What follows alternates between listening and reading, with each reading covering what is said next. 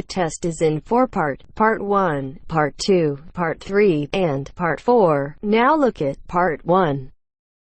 Part 1.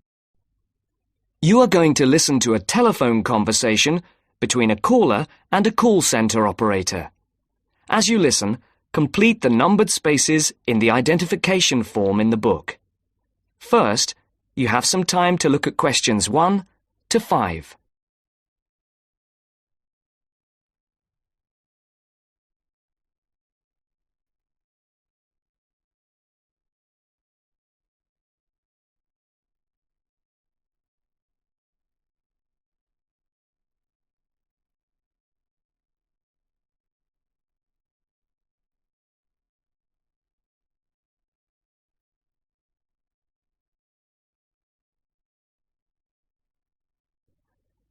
You should answer the questions as you listen, because you will not hear the recording a second time. Listen carefully and answer questions 1 to 5. Platinum Card Service, Rebecca speaking. How may I help you? I've got a few problems with my credit card account. Okay. What is your credit card number? Let's see. It's here somewhere. Here it is. Can I just take the card number, please? Yes, it's 6992 6992 3443 3443 1147 1147 8921. 8921. Right. Can I just check that? 6992 3443 1147 8921. That's it. And your name? Carlos de Silva. I just need to check a few details for identification and security, if you'll bear with me. That's okay. And what's your postcode? SE1 8PB. SE1 8PB. That's it. Vauxhall Close, London? Yes, that's right. And the house number? 43. And can you give me your date of birth? 13th of the 7th, 63. And one further check, if I may. Can you give me your mother's maiden name? Yes, it's Moore. Is that Moore? Yes, that's it. Before the caller and operator continue their telephone conversation, look at questions 6 to 10.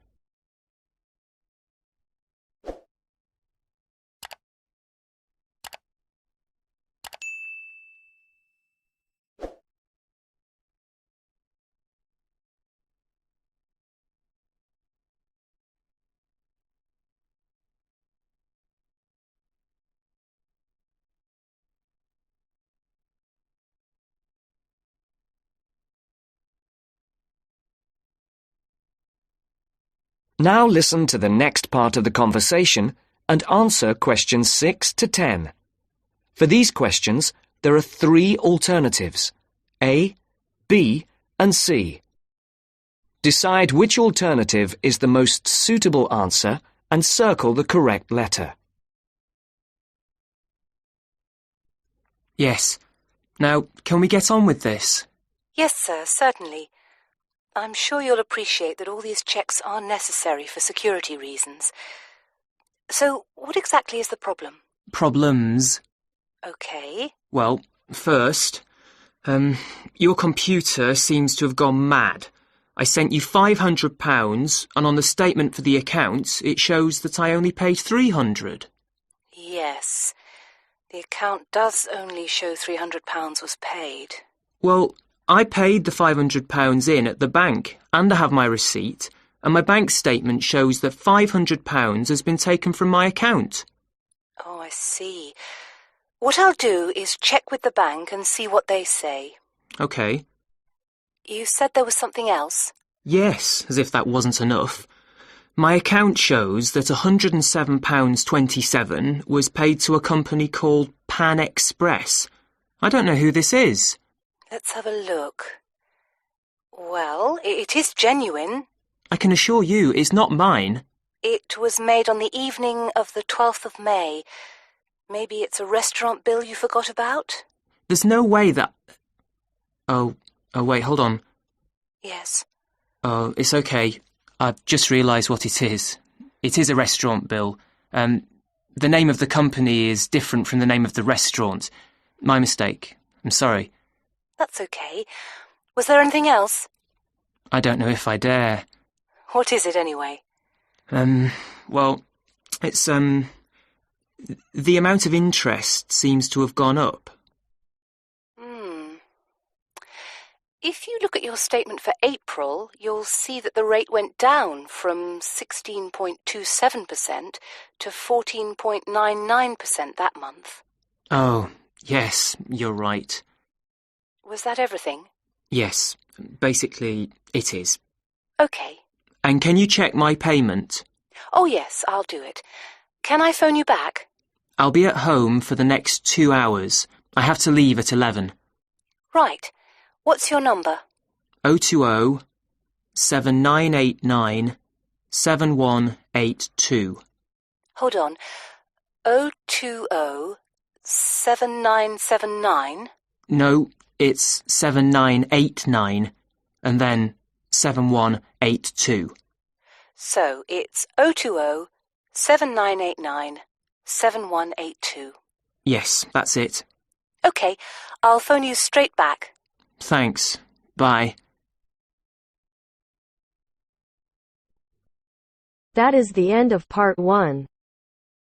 You now have half a minute to check your answers.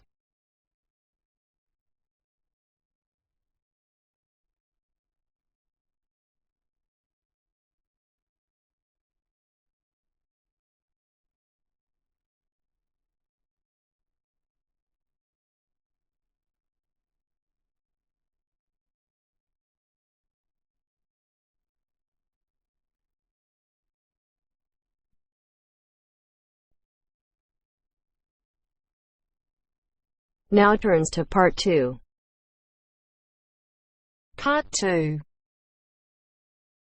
First, you have some time to look at questions 11 to 15.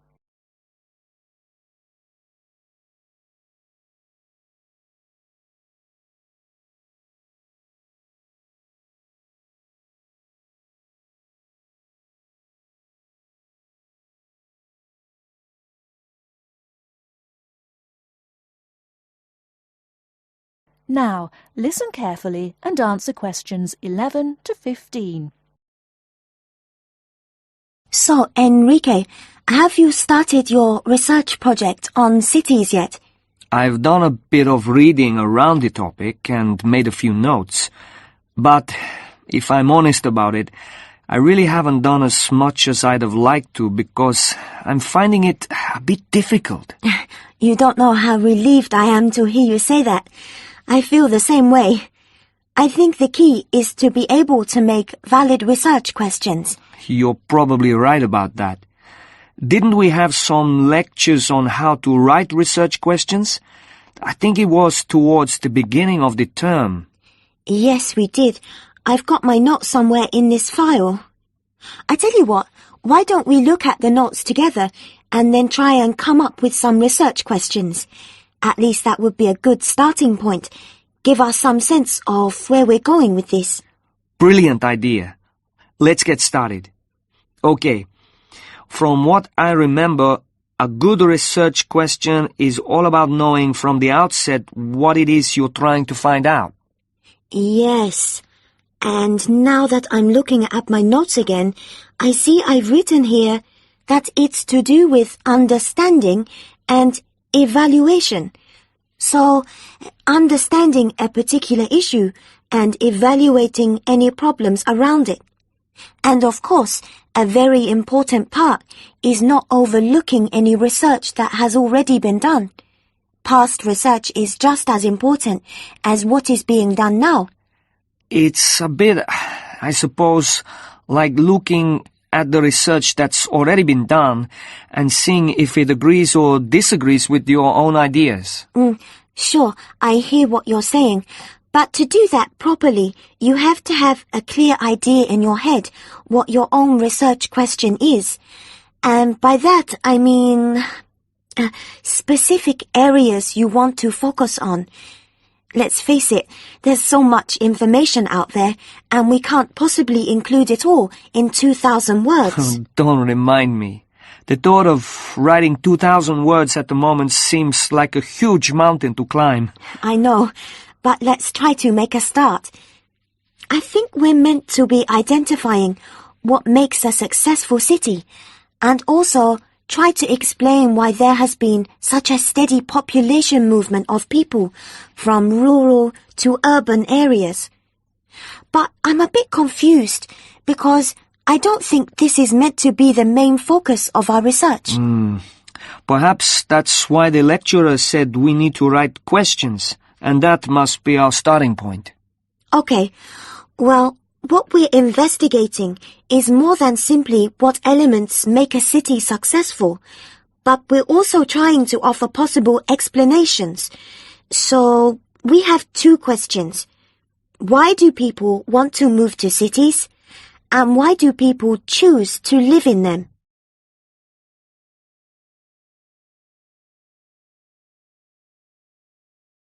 Before you hear the rest of the talk, you have some time to look at questions 16 to 20.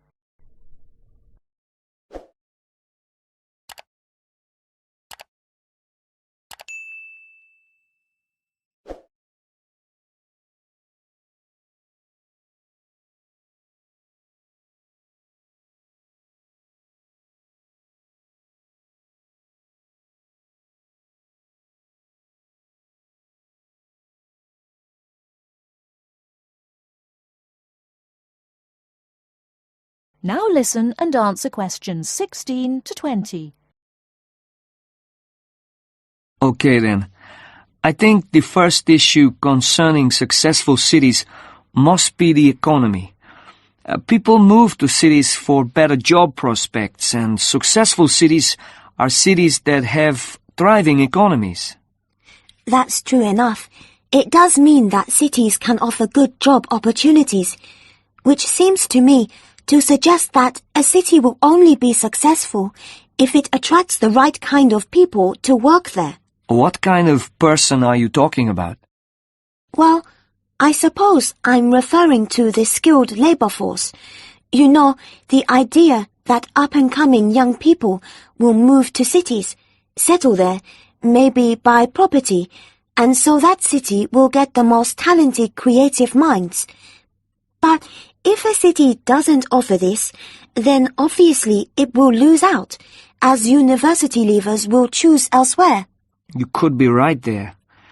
But I also think that when cities encourage businesses to develop, then you obviously have money pouring into the city, which can raise the general standard of living. So we've definitely got a question worth investigating. But apart from the economic factor, I think another point worth mentioning is the environment. Sure, we can research areas like the quality of the air, how clean it is, and then there's traffic. Is there too much traffic?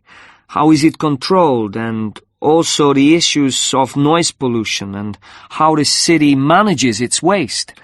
Oh, and I nearly forgot. The environment includes green spaces like parks. Those are all valid points, but I think you've overlooked the whole issue of beauty. Beauty? Are you sure? What's beauty got to do with the environment? Well, don't you think if you were deciding whether or not you would live in a city, your first impressions would be made with your eyes? So, the buildings in a city are really important. If the entire city looks like a concrete jungle, then it's unlikely to make people want to live there, is it? I think successful cities are those which have managed to strike a balance between old buildings and new ones. So, of course, you'd have some buildings reflecting more modern architecture, but others that haven't lost their character and still represent the past. You're right, actually. I've often thought that buildings tell a story. I mean, you can tell the history of a place by looking at the buildings. I know exactly what you mean. And let's not forget that the environment includes cultural aspects. So, for example, what's the cultural life like? For me, a successful city will be attractive because it will have lots to offer, like a good nightlife and a wide variety of places to visit in the day, like museums and galleries, places like that. True, true. My own view is that some cities have an energy about them. They're exciting to be in. And other cities are the opposite. Well, we've covered so much ground here. But I think there's one final aspect we should research. What's that then? The social aspect. Because, let's face it, cities are made up of people. They are. And surely a successful city would be one where there is a sense of community, a place where people would feel safe and want to raise families in. This topic is limitless. That is the end of part 2. You now have half a minute to check your answers.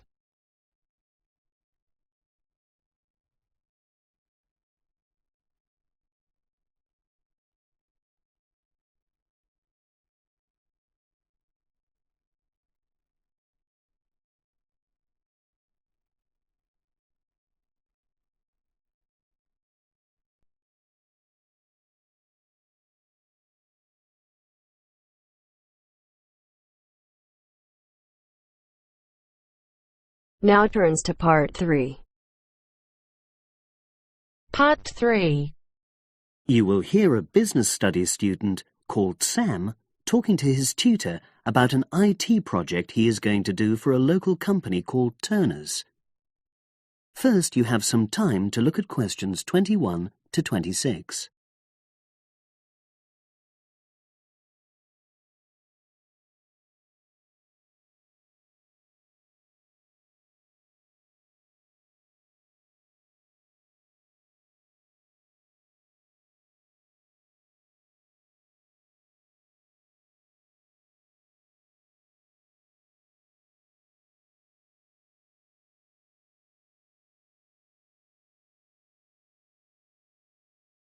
Now listen and answer questions 21 to 26. Hello, Sam. Come in and sit down. Thanks. You're here to discuss your company-based IT project, aren't you? Yes, I've been to see the manager and he's given me a lot of ideas about projects that the company would find useful, but I wanted to ask your opinion about them before I choose one. Yes, that's fine. Now, this company's called Turner's, isn't it? That's right. It's a small engineering company. They make machine components for trade use. They're well established. They started in 1976, but they're a bit old-fashioned. Okay. And what kind of projects did Turner's suggest you could do for the company? Well, they want some improvements made to their customer database. The one that they've got at the moment isn't very useful in some ways. I had a quick look at it. That would be a very straightforward project, and it'd be simple enough to evaluate, but I don't think you'd get enough out of a project like that. You wouldn't learn anything new. Well, another project they suggested is to do with their online sales catalogue. At the moment, customers can look at their products, but they can't actually order them online, which must affect their competitiveness. But I said I thought it would take too long. It's quite a big task. You're right. It's too much for the time you've got. It's a pity, though. Then they want some help with their payroll system. At the moment, the way they calculate pay involves a lot of manual accounting. I suggested they could have a system where employees register electronically when they arrive and leave work, so the hours they do could be transferred automatically. I think you'd get a lot out of a project like that. It would extend your skills, but it wouldn't be too much to take on. A student did something similar a couple of years ago, but this is slightly different. Well, then they need help with their stock inventory. They do everything manually. Really? Yes, and it takes so much time. It's probably very inaccurate, too. An electronic inventory would probably be the biggest single benefit for the company. I'm surprised they haven't had it done before. I know. Then they wanted to improve their internal security. The manager had visited other companies where the staff use swipe cards to access various areas of the building. It sounded useful, but the trouble is I'm not really sure how to do it. Well, I think you're right in that assessment. At the moment, it's probably a bit beyond your level of knowledge. Is that all? Just one more. Customer service. They want to be able to collect feedback from their customers in a more systematic way. At the moment, it's a bit of a mess, and they probably lose business as a result. Would that involve you going to see customers at their own premises? Because in that case, you might have to do a fair amount of traveling, and that would incur expenses that haven't been agreed with these companies. I never thought of that. Well, it might not be a problem, but it's something that needs clarifying. Well, I hope that's been helpful in narrowing down the options. Yes, it has, thanks. I'll be able to make a decision now. But while I'm here, can I talk to you about coursework? Sure. Now you have some time to look at questions 27 to 30.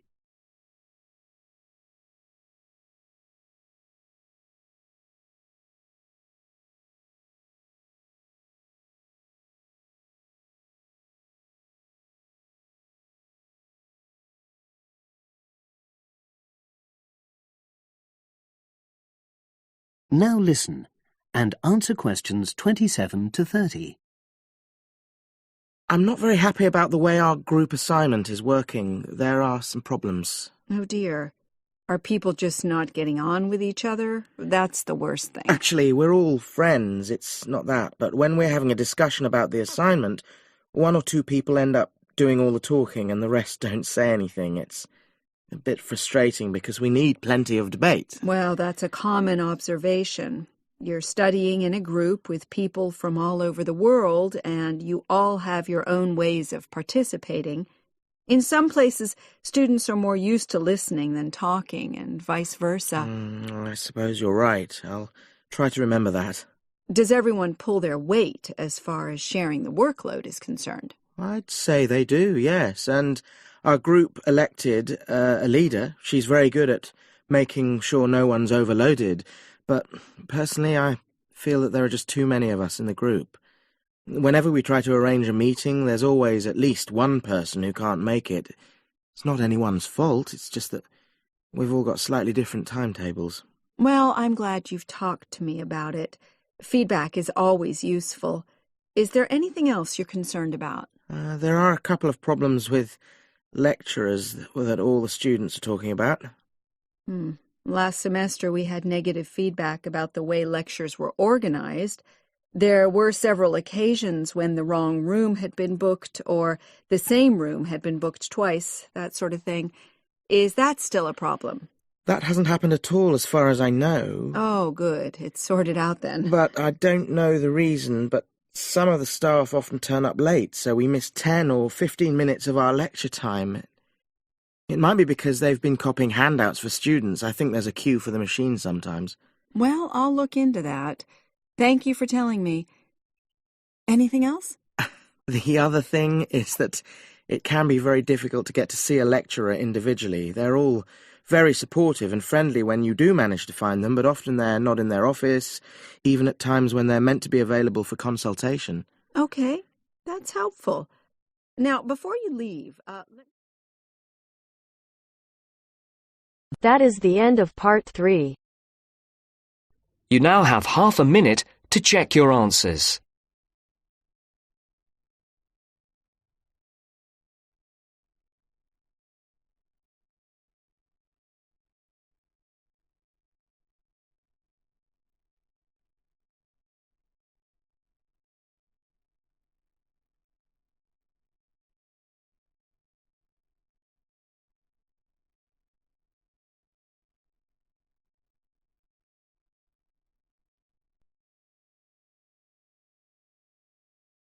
Now turns to part 4.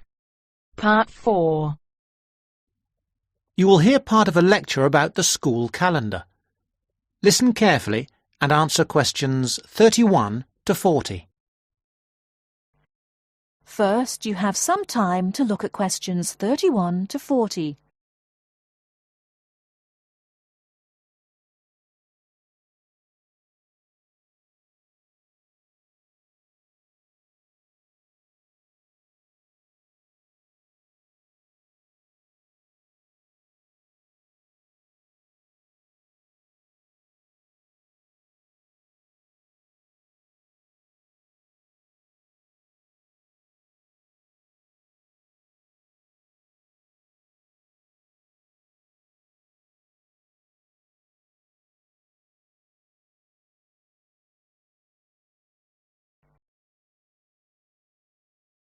Now listen carefully and answer questions 31 to 40. So, having seen that the six-term system has passed the test of cost-effectiveness, we can move on to the educational aspects of this arrangement. Firstly, all the terms would be approximately the same length. Instead of terms up to 13 weeks, which we have now, there could be a repeating pattern of 7 weeks of term time plus 2 weeks of vacation. This would be repeated 6 times per year. How does this affect the effectiveness of the educational provision? The most noticeable result would be that the very long summer holiday would be reduced in length. This byproduct of the six-term system could be beneficial. There's plenty of evidence of huge learning loss by pupils during the summer holidays. By learning loss, we mean the amount that pupils forget or lose during a holiday break. Ashley carried out a number of analyses which showed this conclusively. He investigated 39 studies examining the effects of summer holidays on standardized test scores.